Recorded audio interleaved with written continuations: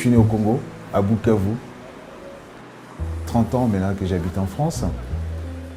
Je suis un auteur, je suis à mon 8e roman, une dizaine de livres, parce que j'écris du théâtre aussi, j'écris un recueil de nouvelles.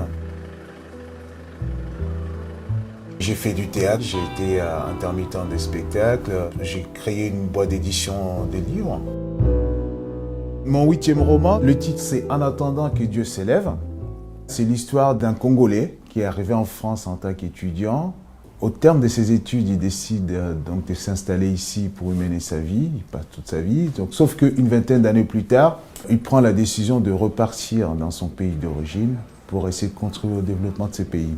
Alors, il a plein d'ambitions, plein d'aspirations, plein d'idées novatrices. Il a envie de mettre en application ce qu'il a appris sur les bancs de la fac, mais aussi ce que la vie lui a appris au quotidien. Il part là-bas. Malheureusement, quand il va arriver sur place, ça va être un peu la désillusion, le désenchantement. Il va se sentir tout de suite complètement en décalage par rapport à la société qui l'accueille. Il va se sentir complètement déconnecté par rapport à la réalité qu'il retrouve. Comme si finalement, les années passées en France l'avaient tellement transformé, tellement dilué culturellement, jusqu'à le rendre étranger dans son propre pays. Donc dans ces livres, on suit ses péripéties sur place, son parcours chaotique dans une société complètement égarée, complètement désorientée. On suit aussi son combat, parce qu'il va mener plusieurs combats là-bas, un combat politique surtout assez ardu, parce qu'il va se présenter aux élections locales. Tout ça donc à travers quand même une histoire assez rocambolesque, dans laquelle j'essaye de décrypter la situation congolaise aujourd'hui, telle qu'elle se présente sous ses différents aspects, aussi bien les côtés fascinants du Congo que les côtés tragiques. Alors, en attendant que Dieu s'élève, c'est un clin d'œil par rapport à la situation du Congo. Parce qu'aujourd'hui, bon, les Congolais sont des gens tellement dépassés par leur situation, leur quotidien, qu'ils en viennent à remettre leur destin entre les mains des dieux, ouais, si vous voulez. C'est un pays quand même où la religion a pris une grande part dans le quotidien des habitants. C'est aussi un clin d'œil au roman de Kuruma, En attendant le vote des bêtes sauvages.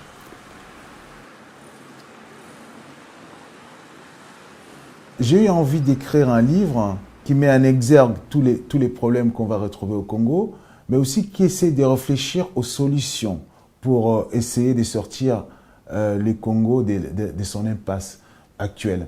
Dans ces romans, tout est réaliste. C'est des choses que d'autres personnes ont déjà vécues en repartant au Congo. C'est-à-dire que je n'ai absolument rien inventé. J'ai juste décrit une situation qui existe en racontant une très belle histoire. Alors, le nom c'est Cédric. Cédric, enchanté. Si on ne rêve pas, on ne peut pas apporter quelque chose. Il faut rêver, il faut penser pour pouvoir mettre en place. C'est un peu ma vision des choses. Moi, je peux prendre mon exemple. Aujourd'hui, je suis étudiant ici en sciences politiques, mais en brief, je suis venu pour apprendre. Mais je compte aussi aller apporter à mon pays, la Côte d'Ivoire. En tout cas, merci pour... Merci beaucoup en tout cas.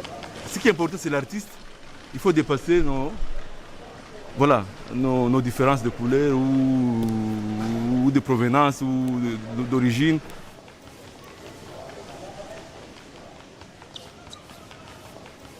Mais les livres en général, c'est quand même un outil qui permet de formaliser les idées qu'on peut avoir pour faire avancer les choses.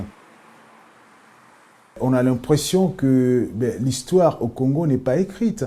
Toutes les guerres à répétition qui ressurgissent tout le temps. Comment on peut mettre fin à cette situation-là si, par exemple, il n'y a pas des témoignages qui sont codifiés quelque part, qui peuvent inspirer les gens à emprunter une autre voie que celle du conflit entre les ethnies, par exemple. Donc, je pense que le rôle de l'écrivain, c'est aussi ça, c'est d'écrire l'histoire aussi. D'écrire l'histoire, c'est-à-dire c'est de témoigner. C'est un rôle qui est fondamental, qui est crucial dans toute société, je pense. Ouais. Si déjà j'arrive à susciter des débats par ces livres, c'est déjà une belle victoire. Donc, et je pense que c'est de cette façon que le Congo arrivera à se sortir de son impasse.